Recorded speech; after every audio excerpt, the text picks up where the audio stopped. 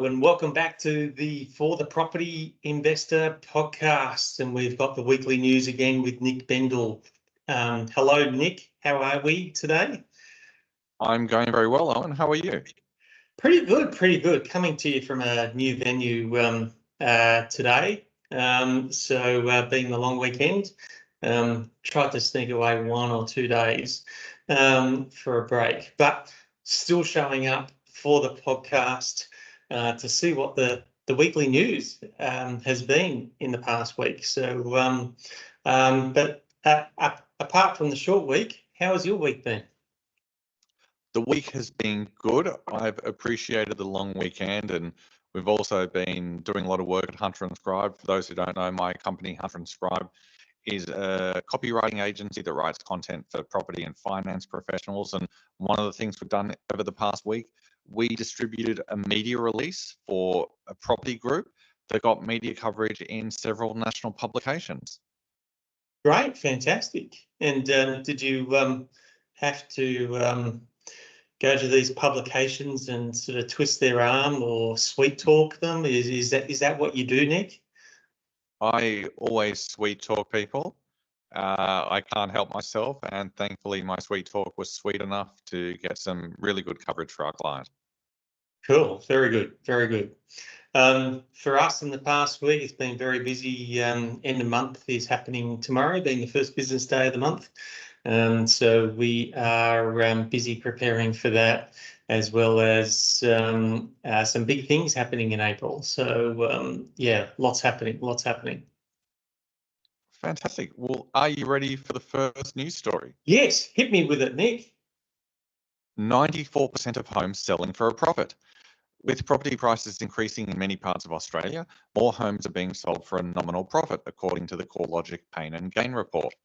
The share of vendors who sold for a price higher than their original purchase price rose from 93.6% in the September quarter to 94% in the December quarter. Now, if we break down that 94% figure, 95.5% of regional vendors made a profit compared to 93.2% of capital city vendors, and 97% of house vendors made a profit compared to 88.2% of unit vendors. For all properties, the median hold period for profitable resales was 9.1 years, while the median profit was $310,000. First question that comes to mind, Owen. So the share of property being sold for a profit has increased. Why are more vendors now selling for a profit? Well, it's better than selling for a loss, isn't it, Nick? I mean, the market is still generally heading upwards. And most people, unless they're in a position where they have to sell, where they've lost their job, or there's a divorce, or there's serious sickness and injury, and where they essentially have to sell, no one usually chooses to sell for a loss. So it's always been the same. Nothing's really changed. Well, what about, so just to remind you of the stats, we had 97% of house vendors made a profit compared to 88.2% of unit vendors. Why are so many more house owners being able to realize a profit than unit owners? That is a big difference, bigger than I would have expected. But yes, generally houses will have better capital growth than units. There's always a higher percentage of investors with units. So I guess that difference would show that if someone gets into trouble and they own their own home and that they own an investment property, they would rather take a loss on the investment property that might be a unit. And yes, there are a lot of unit complexes that have been built in the past that have struggled to get capital growth. And there's a lot more of them that have been built for income return. And one interesting thing I saw in the CoreLogic Pain and Gain report, for profitable resales, the median vendor made a profit of $310,000 after holding their property for 9.1 years. Does that tell us something about the value of time in the market?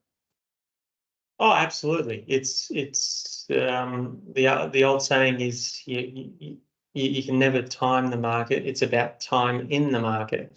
So the best time to buy is when you can afford to, when you can get the money, when you can get the loan, when you've got the cash, whatever it might be. When you're in a position to buy, that's when you should buy.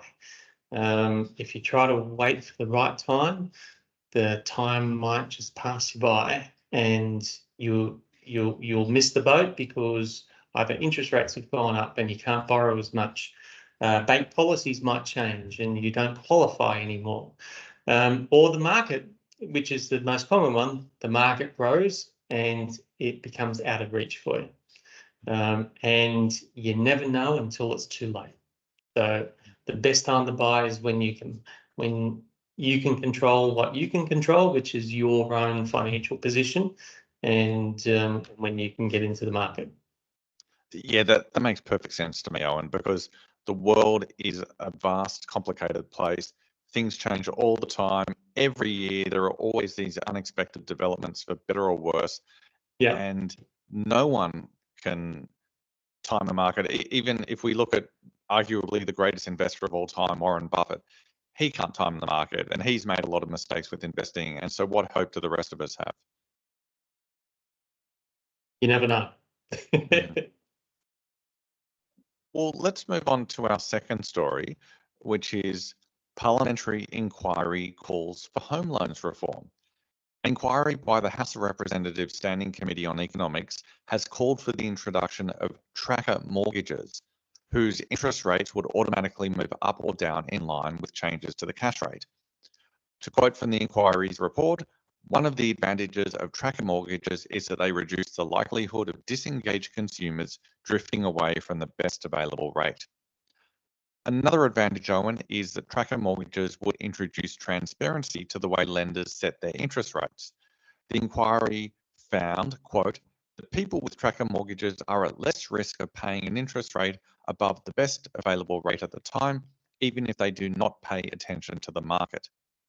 The inquiry recommended that the federal government cooperate with the banking sector to run a tracker mortgage pilot program. What do you think of the idea of tracker mortgages, Owen? Nice in theory, but stupid. Absolutely stupid. It's firstly, it, if the government wants to run the banking industry, run the banks, why don't they just buy them back and start running them? It's just like, how far is it going to go? A lot of the regulation and reforms that have come in, yep, absolutely, let's protect the consumer from predatory practices by the banks. But in this case, it's like, are we going to tell people when to go to the bathroom? And it's just like, and what about basic education? It's like, why can't we put an emphasis on educating people on on on on how to choose a right home loan, what they should be doing every year to revisit their home loan. Let's go back to education rather than being their wet nurse for them and wiping their backsides. It's like, it's ridiculous. And where's the sense of imposing? Let's impose self-responsibility on people rather than imposing more regulation and more protection. Let's impose self-responsibility. Okay, so I can see you're not a fan of the government working with the banking sector to do a trial of tracker mortgages, but would you have any issue if banks of their own volition decided to introduce a tracker mortgage product? Yeah, well, this comes to your next point. It's like, let's allow the market to determine it, because imagine, like, you couldn't do that on every bank product. there'll be certain bank products that have margins in place for specific reasons, and those particular products or policies will suit particular types of lenders, and they choose them for a reason. Then you've got, and every bank, every business, which every bank is, runs their business differently, so they need different margins. Now, and things can change in business from one year to the next. Different expenses, yeah, the government then comes and imposes more regulation, which means there's more cost on the bank, which always gets passed through to the consumer. So they then have to have more costs. So usually that's where they would, at the next rate change, they would change their margins, which everyone gets in uproar about, and to be able to accommodate those extra costs. So if you have it fixed where with each cash rate change, bank needs to change their rate at the same amount, and it happens automatically, then there would need to be a buffer in there, or they would at least find that as an excuse to put a buffer in there, to be able to account for any future costs that could arise. And of course, if they can make more profit as a result and use that as an excuse, then yes, they would do that. And do we really want to give the banks more excuse to make more margin? Well, I'm wondering, maybe a tracker mortgage would be a bit like a fixed rate mortgage. Over the long term, fixed rates tend to be dearer than variable rates because of that buffer you mentioned. Yeah. So I'm wondering if, as you say, whether a lender offers a fixed rate product, a variable rate product, and then maybe a variable tracker rate product with some sort of buffer on top. Yes, let's like allow, now that it's been put out there, maybe one or two of the banks will say, hey, we'll have a tracker rate mortgage. Let's let the consumer, and that they'll price it appropriately with any buffers in place. And the consumer will ultimately decide within the marketplace of whether that's a good product or not. And I will assume that over the long term, something where a product that has got a fixed tracker to the cash rate, just like fixed rate mortgages, as you brought up, it will over the long term be more expensive than a true variable rate. It's interesting because we have split loans which allow borrowers to kind of hedge their bets between fixed and variable. It seems to me that a tracker mortgage would kind of, again, be splitting the difference. On the one hand, the loan would be variable, but on the other hand, when it moves up and down, it would move up and down predictably. So almost in a fixed way, if you will. And I'm wondering whether some borrowers wouldn't like the idea of being able to split the difference. Yes, and again, let's provide education, have that focus on providing education so that people can take responsibility for their own choices, their own finances, and so it's not, so that it doesn't get to the point where it's poor me, I was, railroaded by a bank. Yeah, let's educate people. So it sounds like you want not just responsible lending, but also responsible borrowing. Absolutely. Let's throw out the Shakespeare books and put some more economics books in front of people. Well, let's on that note, let's move on to our final story of today. Inflation remains above target.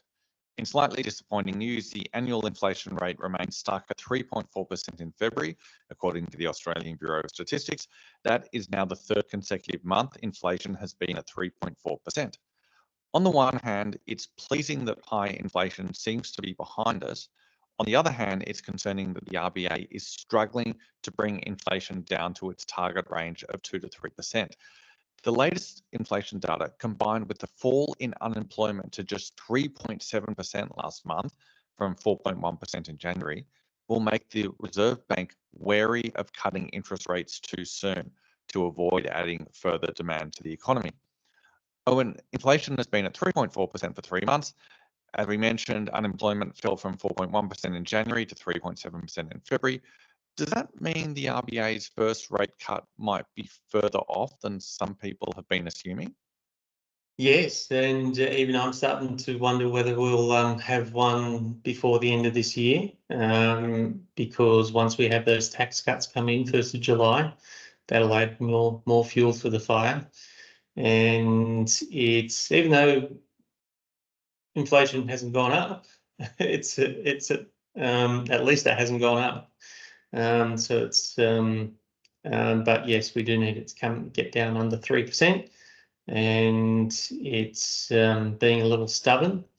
If we didn't have as much immigration as we have had, yeah, we would probably see those figures coming down. So again, I'm not too worried. The economy is still healthy. It's but we need to, yeah, the talk of recession that a lot of people are still having, I think is a minuscule chance of that happening. So we've got a way to go yet, and it's month by month, but the next rate change will definitely be down. It's just a matter of when. And it's they're really trying hard for that soft landing. I've got a philosophical question for you. I'm very curious to see what your answer is. Economies are large and complicated, so it's virtually impossible for central banks to get monetary policy exactly right, which means the choice is realistically between going too hard or going too soft. So with that in mind, Owen, what is the greater danger? The RBA cutting rates too soon or too late? The greater danger would be for us to slip into recession, and then that prolong for a period of time, and because that would have longer term effects on the economy. So if we cut rates too late, then we could see the economy slip into recession rather than not. So it's such a fine balance.